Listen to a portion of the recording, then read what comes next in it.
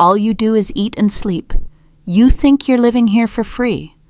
Those were the words my son Jackson said to me in the middle of his own daughter's birthday party in front of nearly 20 guests. My daughter-in-law, Melissa, twisted the knife, her words like a slap in the face. "She just sits there pretending to be tired while I'm running around doing everything. Besides, she's old. Her mind isn't all there anymore." I stood frozen. Sadie, my granddaughter, whom I'd held since she was a newborn, sat 3 seats away. Her head bowed, refusing to look up. No one defended me. No one stopped them. And in that moment, I realized I wasn't family anymore. I was a burden. If you've ever been turned on by your own family and made to feel like a ghost in the house you helped build, this story is for you. Hit that subscribe button to hear more powerful real-life stories like this, where women are no longer silent. And if you've ever been treated unfairly, leave a comment and share your story below. My name is Evelyn Carter. I'm 68 years old, and I think I used to be a good mother, a dutiful wife, a grandmother who was always there when she was needed. When Walter, my husband of nearly 39 years, passed away, I didn't cry in front of anyone. Not because I was strong, but because I thought I have to hold it together for Jackson. He was our only son, and I always believed he had a thoughtful heart. He told me then, "Mom, you shouldn't be alone. Come live with us. Our house is huge." That house was a brand new villa in Willow Creek. It sat at the end of a street lined with oak trees, with a stone-paved walkway, a backyard of Bermuda grass, and a hot tub on the back patio. I put in $240,000, every penny of Walter's and my savings, plus the money from the sale of the old house where we had lived for 28 years. We put the house in all our names, but after that, it was as if my name was never mentioned again. People called it Jackson and Melissa's house. Never once was it Mom's house. At first, I didn't think much of it. Melissa was busy with her job at the tax office, and Jackson, a real estate agent, was always on the phone. I made dinner, folded laundry, and tended to the petunias on the back porch. I felt useful, but gradually my opinion was no longer asked for. Whatever I cooked, they'd say it wasn't to their taste. When I watered the plants, Melissa would snap, "Be careful not to get the new hardwood floors wet." Once I was doing my granddaughter Sadie's laundry when I heard Melissa whisper to Jackson in the kitchen. Her voice was low, but I heard every word. "I told you I don't want your mother touching her things. She needs her own space." I pretended I hadn't heard. I began to shrink myself, working more quietly, cooking simpler meals, trying not to be so present. I was a ghost in my own home, unseen and unheard. Then came Sadie's 17th birthday. Melissa wanted to throw a small party at the house, inviting a few of her friends and some close relatives. I started preparing 3 weeks in advance. I decided to make a chocolate cake with strawberry frosting, the kind Sadie had loved as a child. I went to the market early, baked it the morning of the party, so the house would smell wonderful, and cleaned the entire backyard to set up tables for the guests. The morning of the party, Melissa walked into the kitchen and looked me up and down. "You don't need to worry about a thing, Mom. Just make a few simple dishes and then rest. You're getting older after all." The words were polite, but her eyes were cold, as if I were a stranger who had wandered into their private celebration. Guests started arriving at 4. Sadie's friends, a few of Melissa's relatives, some neighbors. I wore a pale blue dress Walter had always liked, modest but comfortable and well-fitting. I was carrying a tray of sandwiches to the backyard when I heard Melissa telling someone, "Oh, my mother-in-law just watches TV all day. She doesn't do much. Good thing I've got everything under control." I stopped. My hands were still holding the tray, but they didn't feel like my own. I set the tray down on the table, went back inside, and washed my hands thoroughly. I didn't dare look at anyone. I was afraid that if I did, the tears would come right there in front of everyone. At dinner, everyone gathered around the long table on the patio. Laughter filled the air, but I sat in silence. When the salad was served, Jackson stood up and raised his glass. "To my daughter Sadie, you make me proud every single day." Sadie offered a small smile, her eyes flicking to me for a split second before quickly looking away. Then Melissa turned to me, her voice louder than usual. "Mom, are you going to help with the main course, or are you planning on resting today like always?" A few people chuckled, thinking it was a joke, but I knew from the look in Melissa's eyes that she wasn't kidding. Jackson chimed in, not even looking at me. "All you do is eat and sleep. You think you're living here for free?" My daughter-in-law, Melissa, twisted the knife, her words like a slap in the face. "She just sits there pretending to be tired while I'm running around doing everything. Besides, she's old. Her mind isn't all there anymore." The laughter died. Someone cleared their throat. I could feel my cheeks burning, but I said nothing. I looked at Sadie. She was staring down at her plate, pretending not to hear. I gently placed my fork on the table. Very gently. I stood up and slowly walked away from the table. No one tried to stop me. As I walked back into the house, I heard Melissa let out a soft laugh, whispering to someone. "She's always so dramatic." I walked down the hall, opened my bedroom door, and only after I had locked it behind me did I finally exhale. My chest ached, not with anger, but with a feeling of utter displacement. The feeling of being an outsider in the very life I had built. I didn't eat that night. I didn't sleep either. I just lay there, my eyes wide open, replaying every word, every glance. I remembered the days Walter and I worked double shifts to make the down payment on our first house. I remembered that spring afternoon just last year when Jackson hugged me and said, "We don't want you to be lonely, Mom." I believed him. I truly believed him. But now, sitting in my own room, the room they called the guest room, when company was over, I realized I wasn't living with my family. I was simply existing among people who saw me as an obligation. And I knew on the night of my granddaughter's birthday that something inside me had finally broken, and it could no longer be fixed with silence. Chahum. I couldn't sleep after that night. I lay in the dark room listening to the wall clock tick each second, measuring what little patience I had left. The air was thick, like a layer of old, settled dust. I stared at the ceiling until my eyes burned. The pain in my chest had faded into emptiness, as if someone had drained the life from me, leaving a hollow space behind. I didn't cry. I wasn't even angry. I just thought. I thought about the house, about Walter, about how I had given up everything familiar to move in here, all because I trusted in the word family. It seemed I had trusted the wrong people. Around 2 a.m, I put on a cardigan and tiptoed out of my room. The house was chillingly silent except for the low hum of the air purifier in the living room. The yellow glow from the porch light filtered through the thin curtains just enough to see my way without turning on a lamp. I walked toward the so-called storage room, a space reserved for things they no longer wanted to look at. Inside was an old wooden cabinet I'd brought from our old house. It still held a few of Walter's things, his ivory-colored porcelain tea set, a few books with yellowed pages, and things I hadn't dared to touch since he died. I wasn't looking for anything in particular. I just needed a reason to get out of bed without falling apart.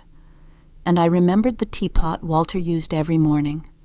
He would boil water at 6 o'clock, wait for me to wake up, and then hand me a steaming cup with a smile. "It's not a bad day," he'd say, even on the worst of days.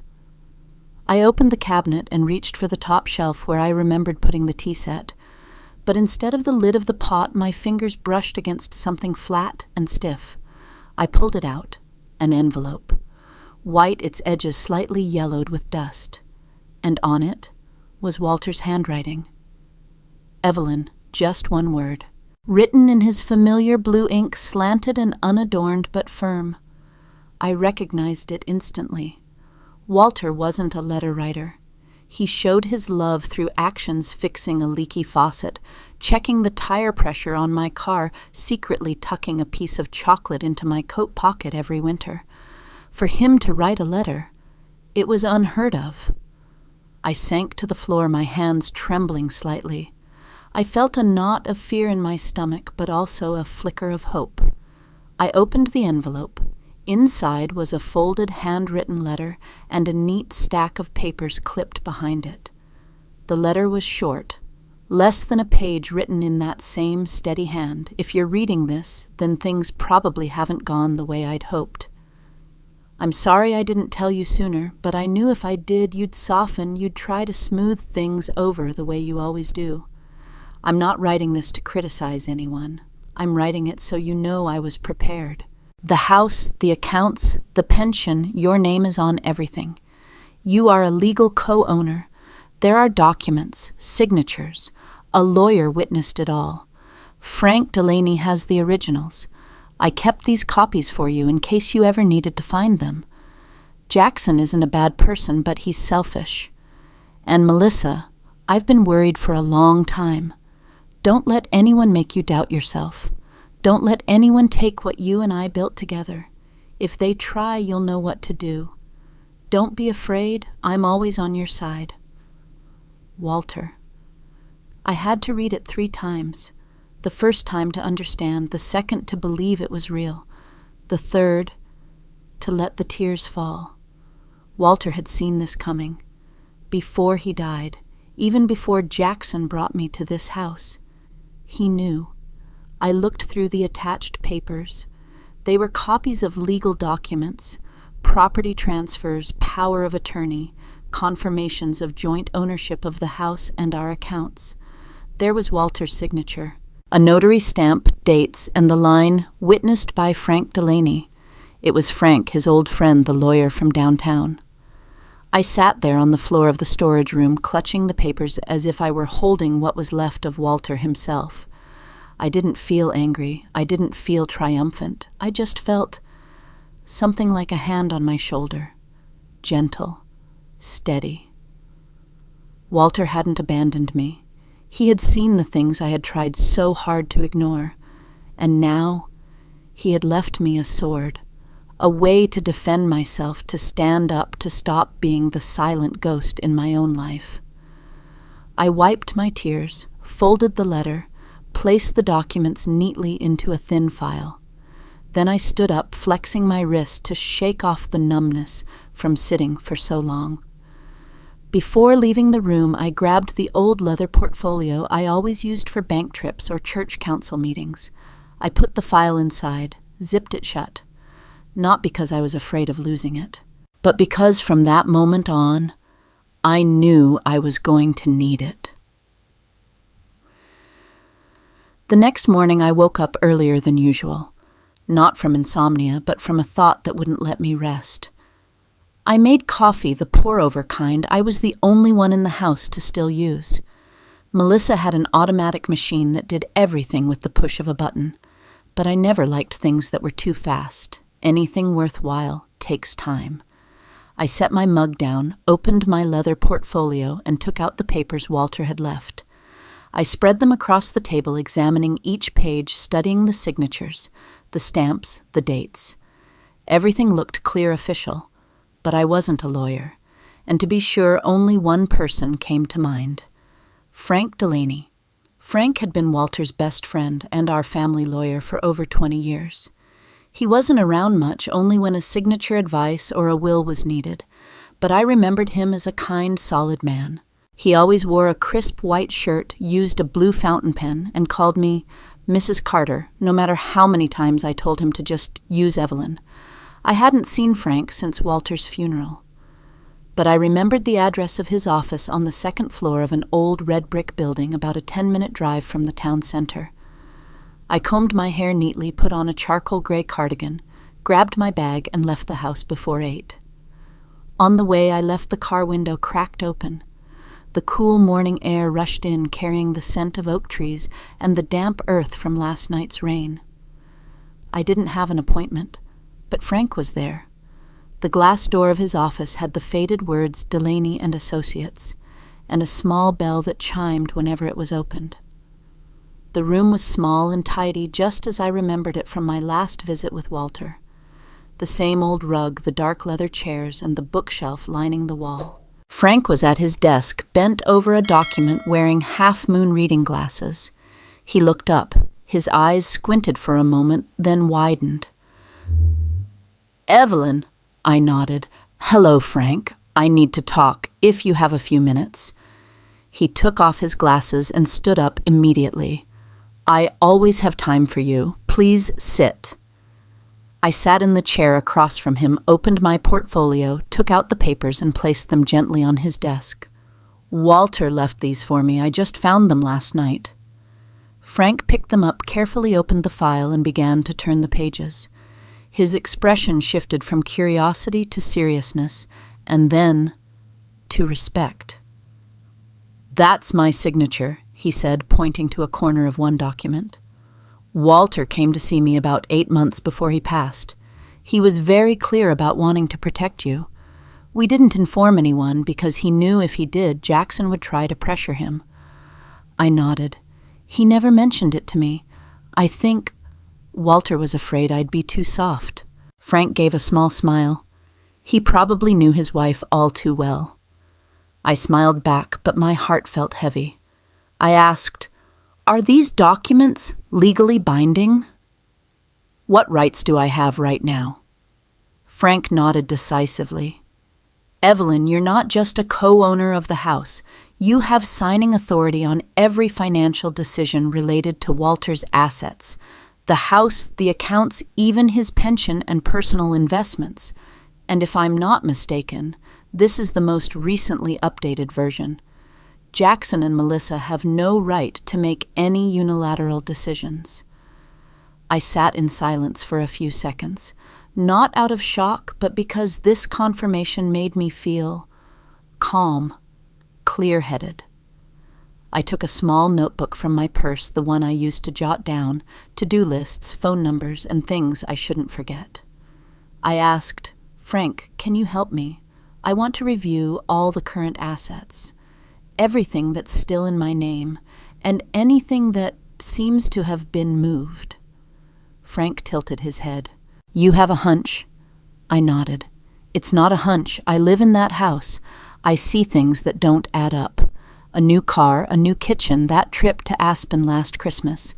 And I haven't seen Melissa working any overtime." Frank opened a drawer, pulled out a new folder, and started taking notes. "I'll contact the banks, check the account activity. And I advise you to stay quiet for a while. Don't let them know what you found."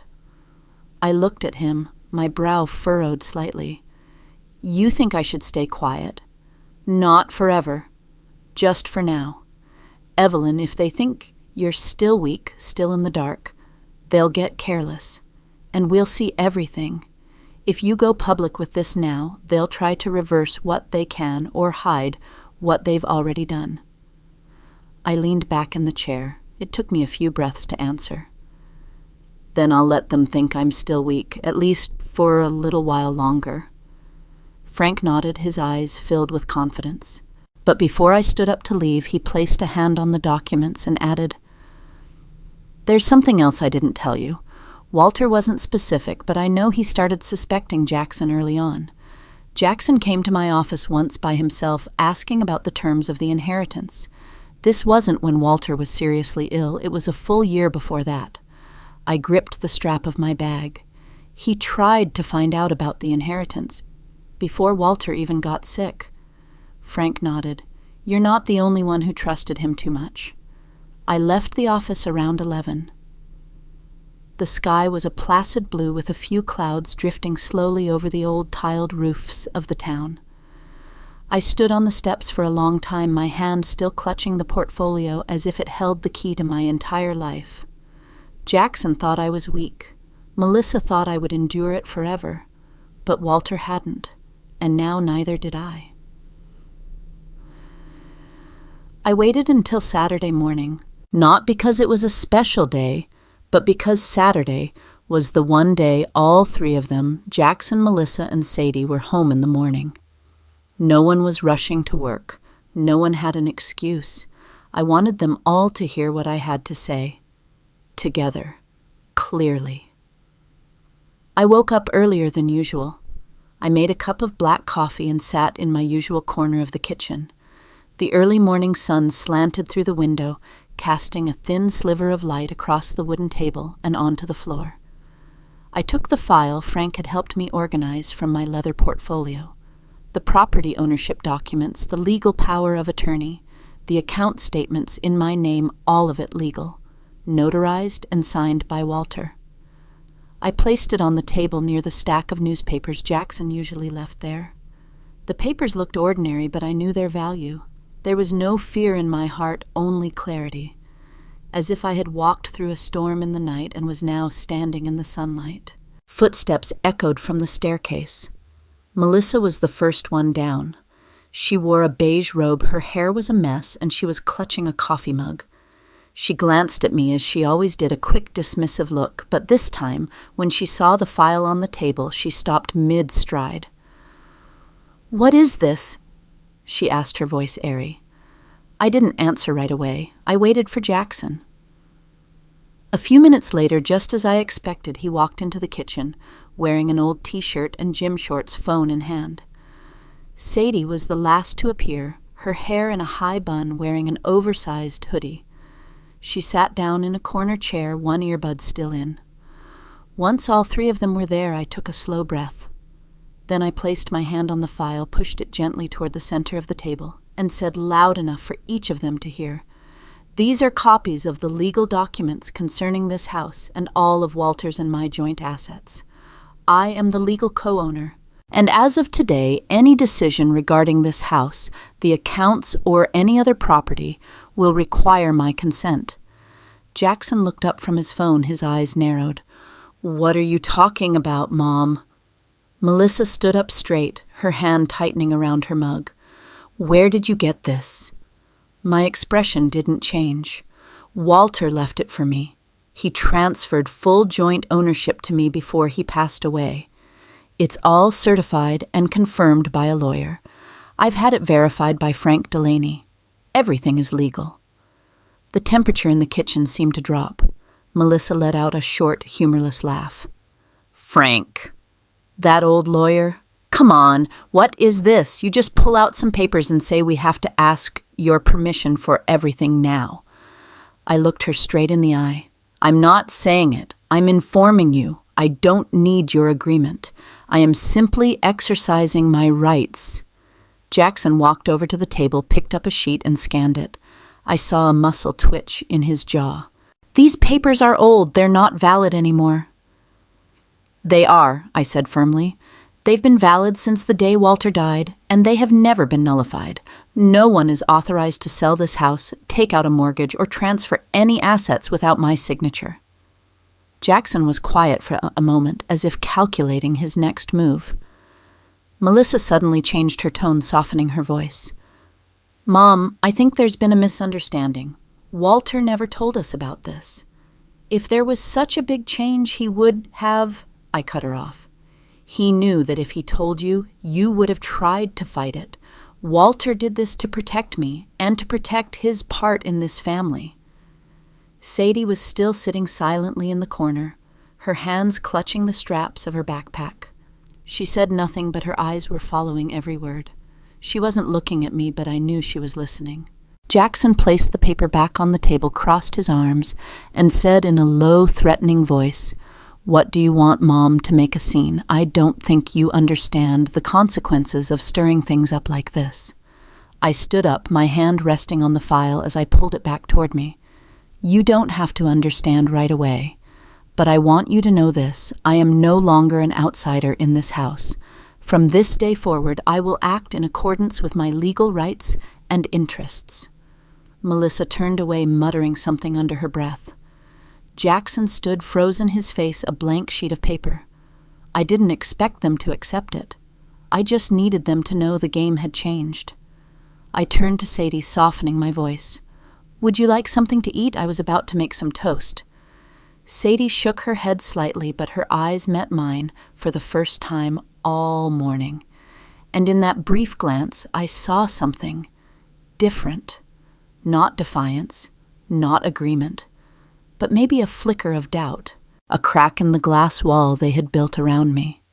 I said nothing more. I poured myself more coffee and sat back down at the table as if nothing had happened. But I knew. That morning, something in that house had changed forever. The night after my declaration, the house fell strangely silent. There was no sound of Melissa complaining about the weak Wi-Fi, no clatter of Jackson typing on his laptop in the living room. Sadie stayed in her room as if she wanted no part in the adults' affairs. I went about my routine as usual. I made the cream of chicken soup Walter used to love set out portions for the three of them, and took my own bowl back to my room. I didn't want a war. I just wanted them to know I was no longer invisible. But I knew that the prolonged silence wasn't because they understood. It was because they were plotting something. I made sure to lock my door every night, not out of fear, but because I was used to looking out for myself. In the last few years of Walter's illness, I'd slept with one ear open just in case something happened in the night. That feeling was back, and this time, I didn't have Walter beside me. Around 11 p.m. that night, there was a knock on my door. Soft, unhurried. I opened it a crack. It was Melissa. Her hair was down, she wore no makeup, and she was in a pale gray sweatsuit, the first time I'd ever seen her looking anything but put together. "Can I talk to you for a minute?" she asked. Her voice was smaller than usual, stripped of the cool, flat tone I had grown accustomed to. I opened the door wider and stepped aside. She sat on the edge of my bed, her hands clasped together, her eyes fixed on the floorboards. "I know what you're thinking, and you have every right to think it, but I am truly sorry." I said nothing. I didn't believe an apology could come so easily, not after years of silence, and the way she looked at me like I was a stranger. "I know everyone thinks I'm the one who pushed you away," she continued. "But honestly, I was just trying to do what was best for Jackson. He's been under so much stress since his father died. The pressure from work finances and then all the household responsibilities." A small, bitter smile touched my lips. "And so you both thought I should carry the rest? Do the dishes, the laundry, the cooking, like a maid?" She was quiet for a moment. Then she said, as if swallowing something bitter, "I know it was wrong, and I'm not going to make any more excuses. I just want to say, if you still believe in this family even a little, maybe you can give me a chance to make it right." I looked her straight in the eye. "If you're being sincere," I said slowly, "then start by stopping all your illegal maneuvers. No more lies. No more taking out loans behind my back. No more trying to trick me into signing papers." She nodded, tears welling in her eyes. I couldn't tell if they were real or part of an act. All I knew was that her gaze, no matter how soft it tried to be, still held a glint of something I couldn't trust. After she left, I sat for a long time. I didn't feel relieved. Something was wrong. It felt too smooth, too sudden. Melissa hadn't apologized in 10 years. And now, just as I had regained a sliver of power, she comes to me crying and admitting fault. I locked my door carefully, drew the curtains. I checked my phone, still in my purse, with the tracking mode Frank had activated when he gave me the file. He'd said it was just in case. I thought I'd never need it. But tonight, I wasn't so sure. Around 1 a.m., I was startled awake when the light in my room suddenly went out. It wasn't a power outage. I could see light from the hallway under my door. It was just my room. I got up, walked to the door, and tried the handle. It wouldn't budge. I was sure I hadn't locked it that tightly. Before I could react, I heard a clicking sound at the window. Then a smell hit my nostrils, acrid and sharp, making my eyes water and my throat burn. I stumbled back instinctively, but it was too late. A figure pulled me backward, and before I could scream, a cold spray hit my face. And then everything went dark.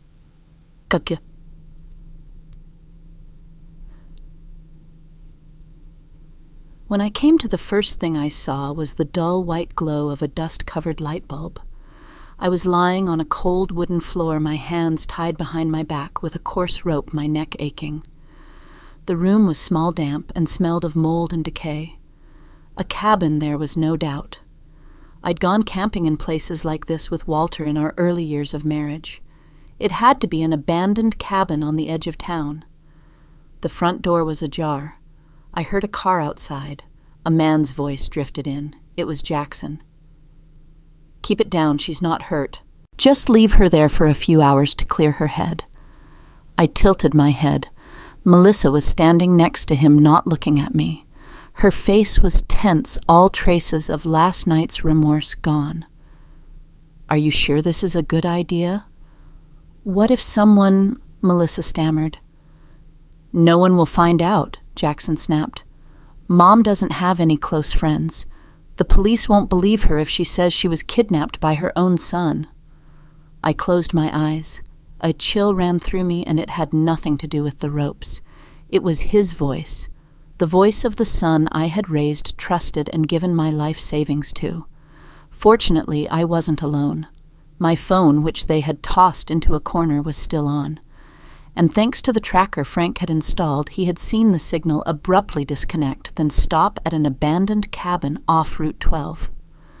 When the police burst in, I was still lying in the corner, exhausted but conscious. An officer untied me, helped me up, and led me to an ambulance. Frank was standing by his car, his face grim. When he saw me, he gave a slight nod as if to say, "I got here in time." Jackson was gone, but Melissa was detained on the spot. She tried to explain, blaming everything on Jackson. I just followed him. I didn't know anything. I thought she agreed to go on a trip. The police didn't buy it, and this time I didn't defend her either. That evening, when I was brought safely home, I didn't go straight to my room. I sat on the back porch steps, watching the shadow of the old oak tree stretch across the yard. I didn't cry. I wasn't hysterical. I was just quiet. I knew this wasn't over, but at least now I had no more illusions. Melissa didn't apologize out of remorse. She apologized because it was the first step in a plan. And Jackson, he was no longer the son I once knew. I didn't go back to the house right away after the police brought me home. Frank advised me to stay at his place or a hotel for the night to compose myself. But I didn't want to go anywhere else. I wanted to go back to my room with its old lavender-scented blanket and the pillow Walter used to use. Not because I thought it was safe, but because I needed to reclaim my space, starting from the place where I had been brought to my lowest. When I walked in, everything was just as I had left it. The breakfast table was cleared. The sofa cushions were neat. Melissa and Jackson weren't there, of course not. One was in custody pending an investigation, and the other had vanished without a trace. Only Sadie was home in her room, listening to music through her headphones, saying nothing. I didn't blame her. At her age, seeing your grandparents and parents fight is hard enough, let alone seeing your grandmother get kidnapped and brought home by the police. I didn't say anything to Sadie. I just gave her a small nod as I passed her room. On the kitchen counter was a white unmarked envelope. No stamp, no return address. I opened it. Inside was a printed form, Petition for Evaluation of Civil Competency. My name was printed in bold capital letters, highlighted in red. Below, under the section for reason, it read, "Shows signs of paranoia, unstable behavior unfit to manage personal assets." I sank into a chair. My blood ran cold, not from fear, from disappointment. They still hadn't stopped. They didn't just want me out of the house. Now they wanted to strip me of my very self. I called Frank immediately. "Don't panic," he said, his voice as calm as ever. "I suspected something like this might happen. Let me check the source." Less than an hour later, Frank called back. This file was created by a doctor who retired at the beginning of this year. His name is Dale McKinley. I traced a payment Melissa made to him for a consultation fee 2 months ago through a secondary account. It's likely she paid him to forge a report to submit to the court. I was silent, not entirely surprised, but it still hurt. Does Jackson know about this? I asked. Frank sighed. Most likely. The account was set up using information from a computer inside the house, not from an outside location. I hung up my head, spinning. I felt like I was in the middle of a game where the rules were constantly changing, and the rule makers were my own children. Later that afternoon, as I was tidying my closet, I heard a soft knock on my door. It was Sadie. She had never knocked on my door before. Since I'd moved in, she had only ever offered me brief greetings, quietly avoiding any conflict. But this time, her expression was different. There was a clarity in her eyes, but also a tremor. "Grandma, can I talk to you for a minute?" I nodded, sitting on the edge of the bed. Sadie stood still for a moment, then held out her phone. The screen showed an audio recording was open. The sound was muffled, but I recognized Jackson's voice, my son's voice. "It'll be easy if she signs, but if she doesn't, we just need the psych evaluation and it's done. We can sell the house through a broker. The paperwork will be legal if the court declares her incompetent." The other voice belonged to a different man, probably a real estate agent. They discussed timing the house appraisal and then talked about finding a temporary guardian to act on my behalf. Sadie stopped the recording, not looking at me. Her eyes were red. I didn't mean to eavesdrop, but I was walking past the study and heard Dad on the phone. I couldn't believe it. He's planning to sell the house without asking you, without your name on any of the papers. I didn't answer right away. I gently pulled Sadie closer and she sat down beside me, her back trembling slightly. I put my arm around her for the first time since I'd moved in. "You're the only one in this house who's still thinking clearly," I said, my voice as soft as the wind, "and I thank you for not turning away like everyone else." Sadie cried, not loudly, but real silent tears. I could feel the warmth from her shoulder, her quickened breath, as if she too had been struggling to survive in this house. That evening I sat alone on the back porch. The light from the patio lamp was soft and yellow, and a gentle breeze rustled my hair. I had my portfolio with me, placed on the small table by my chair. Inside was the forged psychiatric evaluation form. I didn't plan on keeping it for long. I picked up my phone and called Frank. "Frank," I said slowly, "I want to file a countersuit for forgery, conspiracy to commit fraud, and elder abuse. Do we have enough grounds?" "More than enough," Frank replied. I leaned back in my chair and closed my eyes. The shadows of the trees danced on the lawn as if whispering to me. They had tried everything from humiliation and kidnapping to destroying my reputation with a legal document. But they forgot one thing: I wasn't alone anymore. I had Frank, I had the law, and most importantly, I had Sadie. The granddaughter who had once been silent had now found the courage to speak the truth. I smiled in the darkness, not out of joy, but because for the first time in months I knew I had a true ally in this house. Mas. I started packing on Tuesday morning. There was no announcement, no farewell, no tears. I just sat on the edge of my bed, looked around the room where I had lived for over a year, and quietly opened the first drawer. Frank had suggested I leave the house for a few days to avoid any backlash from Jackson should he return. Melissa was still under house arrest, but there was no guarantee they wouldn't try something else, especially after the forged competency report. The police hadn't formally charged anyone yet, but I didn't need another warning. I wasn't packing like someone moving house. I was packing like someone who knew it was time to retreat, to close a chapter, to take with me only what couldn't be left behind. I gathered a few sets of clothes, some toiletries, my financial records, Walter's letter. Everything fit into a small suitcase and my leather portfolio. As I pulled a low mahogany bookshelf away from the wall, the one where I kept old cookbooks and picture frames, I heard a soft click, like plastic hitting wood. I leaned down and looked closer. Something was stuck to the back of the shelf. A tiny rectangular device, matte black. It was barely larger than my thumb. No wires, no blinking lights, but it had a minuscule lens in the center. A camera. I stood perfectly still, my breath catching in my throat. I didn't feel fear, but emptiness. I didn't need anyone to tell me what it was. I knew. I took out my phone, took a picture of the device, and then gently pried it off. It was attached with double-sided tape, clearly placed there by someone not to monitor for intruders, but to record what I did in the privacy of my own room.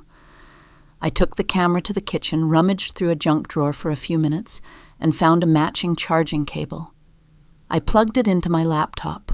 A small green light blinked on. The device was still active. Inside was a single video folder, dated and timed. They were all nighttime recordings, each clip about 10 to 15 minutes long with full audio. Some showed me sleeping, turning over coughing softly. But a few clips were different. I played the first one. It was from the night after Sadie's birthday party, the night I was humiliated in front of everyone. Melissa's voice, quiet but clear. If she insists on keeping the house, we have to act first. We can't let it get to the point where lawyers are involved. It'll be too hard to undo.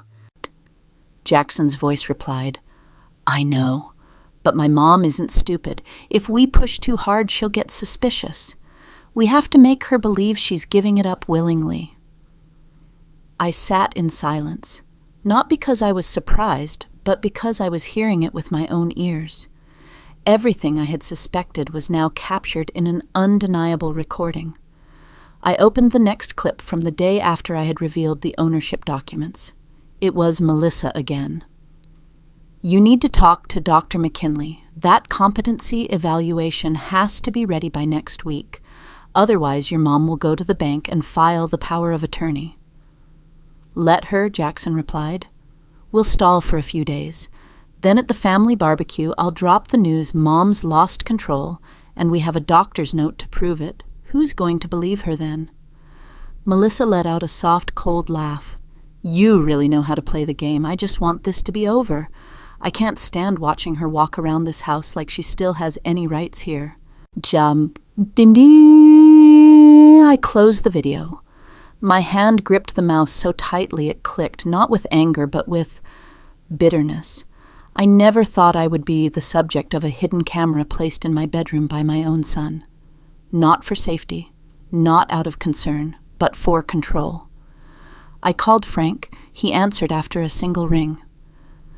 Frank, I have something. I just found a hidden camera in my bedroom. It's still working.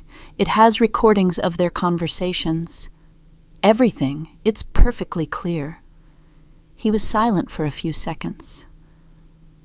Then he said, Evelyn, I'm not joking. If you have this isn't just a civil case anymore.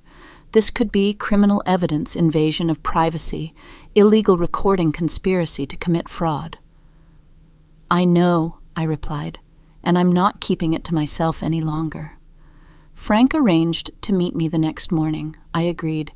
Then I removed the memory card and placed it in my leather portfolio, where I kept all my most important things, the power of attorney Walter's letter, the videos.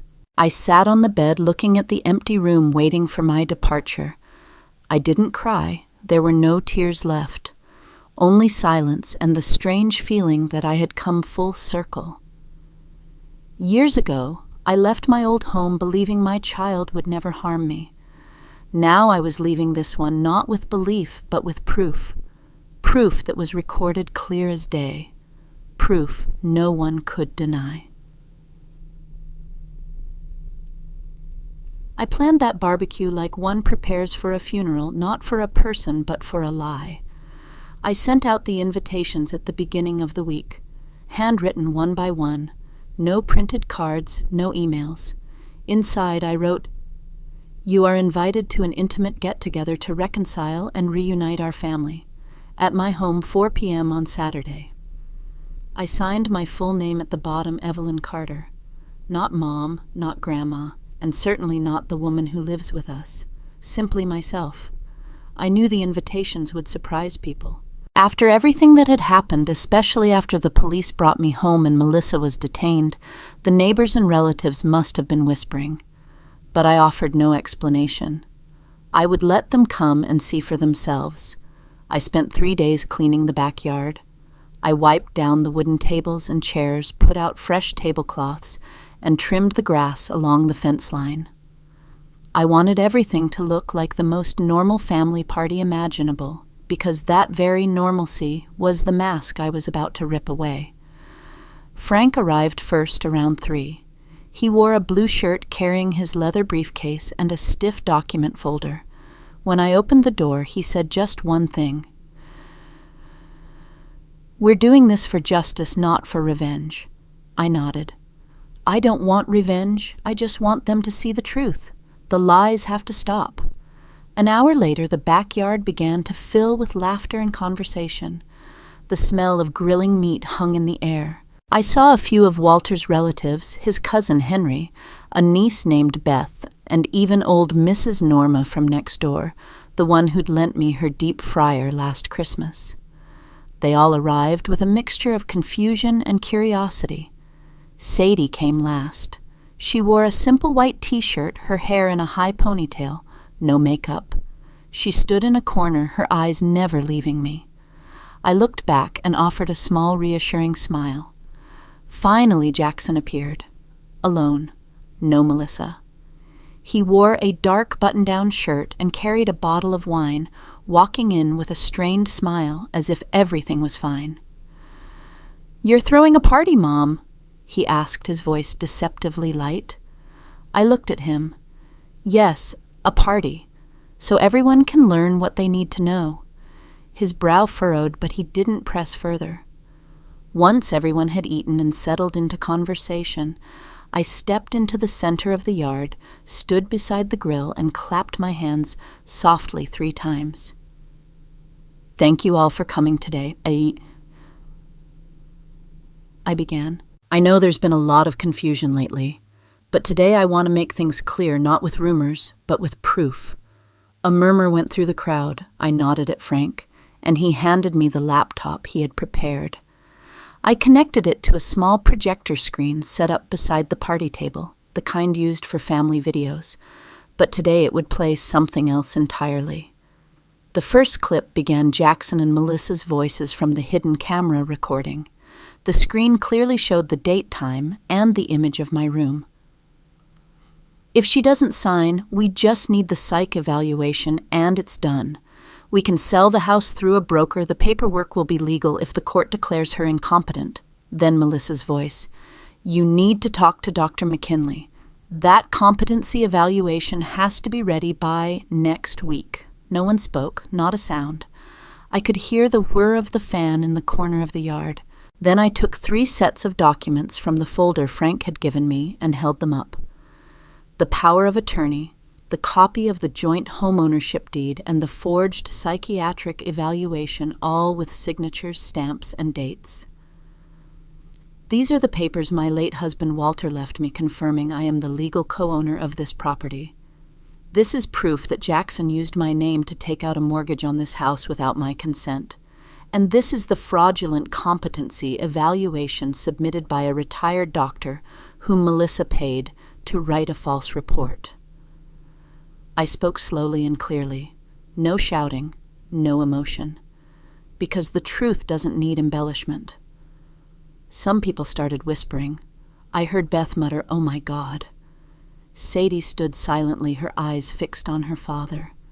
As for Jackson, he was frozen to the spot. He couldn't say a word. Just then, a man in a plain white shirt and jeans stepped out from a group of people standing in the corner of the yard. "Jackson Carter," he asked, his voice firm. "I'm Officer Gardner, Willow Creek PD. We need you to come with us to answer some questions regarding invasion of privacy, document forgery, and suspected conspiracy to commit fraud." Jackson's eyes widened. his mouth falling open as if to speak, but no words came out.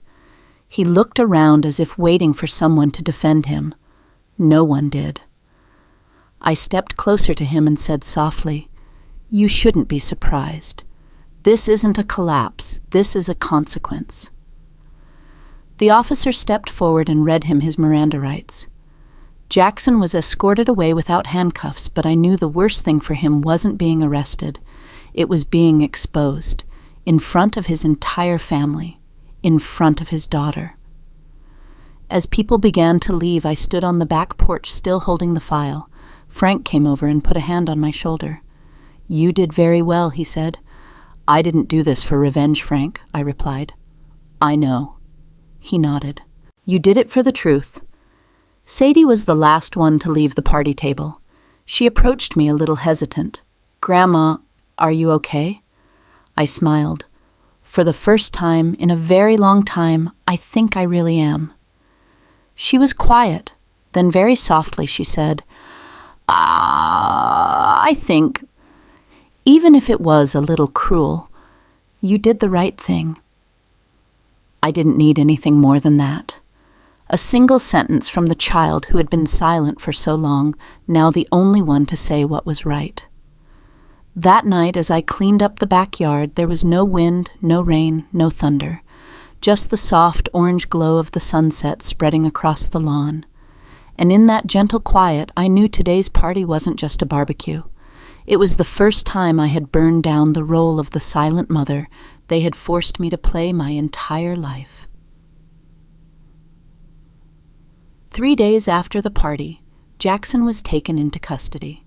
No handcuffs, no news cameras, no dramatic scenes like in the crime shows on TV. Just a man stepping out of a car, his head bowed, his shoulders slumped as if it were all over. And for him, it really was. Frank called me shortly after. "They're holding him for questioning. He might make bail within 48 hours, but with the video evidence and the paperwork, I don't think Jackson will get off easy. Regardless, his accounts will be frozen effective today." I nodded, though I knew Frank couldn't see me. "Do one more thing for me," I said. "Notify the banks. All joint accounts need to be reviewed, and block any transaction with an unverified signature." "Do you want me to be the temporary signatory?" "No," I replied. "Let me. I'm not hiding behind anyone anymore." Frank didn't say anything else. I knew he understood. It took me 3 days to sort through all the related paperwork. It was also 3 days that I didn't go out much, didn't cook, didn't watch the news. I spent that time thinking not about what sentence Jackson would receive, but about how I would live after all of this. I didn't visit Melissa either. She was under house arrest awaiting a hearing for violating her previous bail conditions. Frank said she had tried to plead for leniency, claiming her actions were due to mental instability following a family crisis. The court denied it. Documents don't lie. Neither do cameras. I received a handwritten letter from Beth, my husband's niece. She apologized for not knowing anything and hoped I would give everyone a chance to make amends. I wrote back. My reply was short, no blame, but no open arms either. I didn't need people on my side after I'd already won. I needed people to believe in me when I was falling. I'm fine now, and I don't expect anyone to come back. Evelyn. I called Sadie into my room that evening. She entered still a bit hesitant but different than before. It was as if she had aged several years in just a few weeks.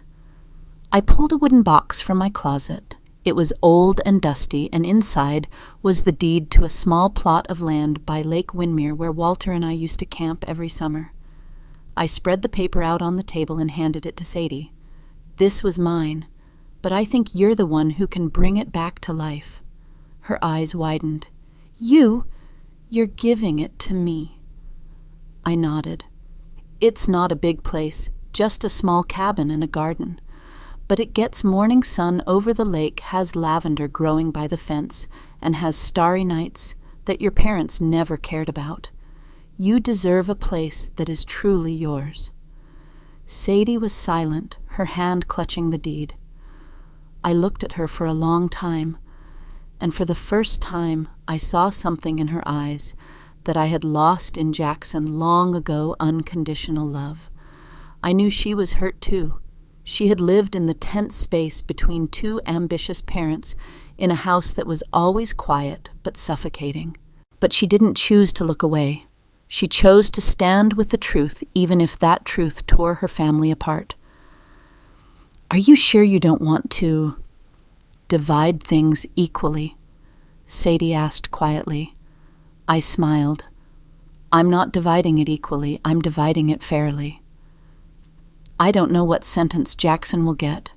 Maybe a few years of probation, maybe a fine, maybe community service, but I don't care. I don't need anyone to go to jail for me to find peace.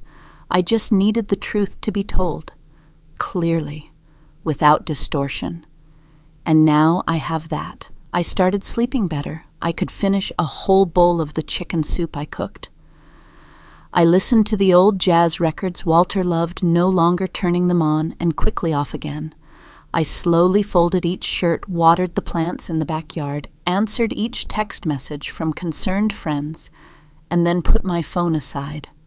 The sadness didn't disappear, but it lightened, like a cold wind that softens as spring begins to emerge. I no longer needed to clarify who I was, because now I didn't need anyone else's validation. I am Evelyn Carter. I lost my husband, my home, and almost lost myself. But then I got back up, step by step, without anyone to lift me, without anyone to believe in me. All I needed was to stop being silent. I returned to the old house on a late spring afternoon.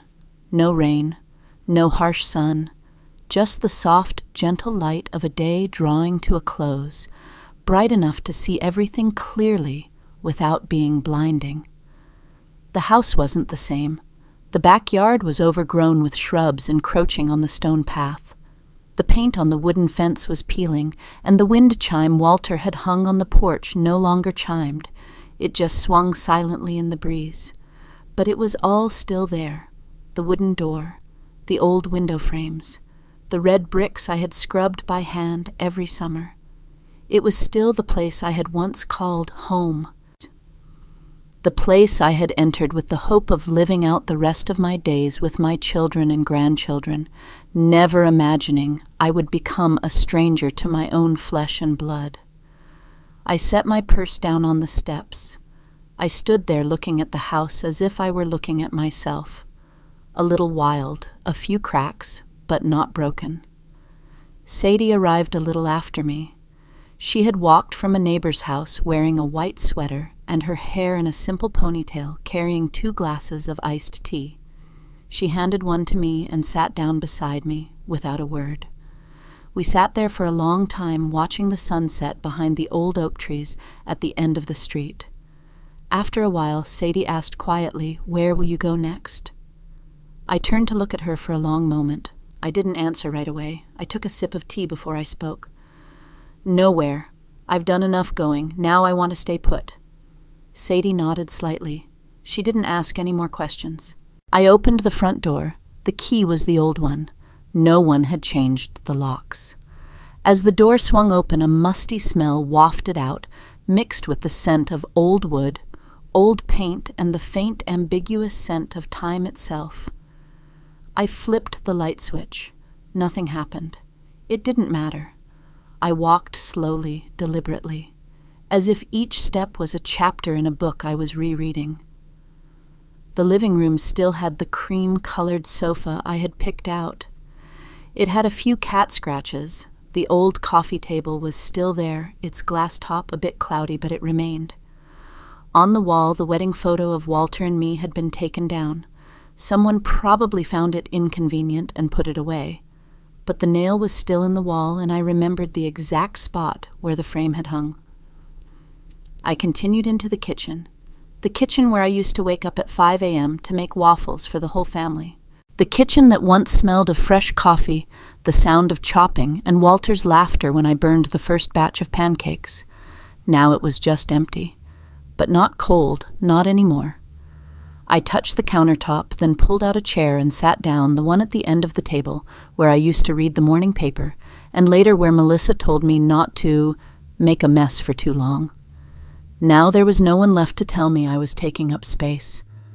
I opened my purse and took out an old picture frame, a copy of the wedding photo that had been taken down.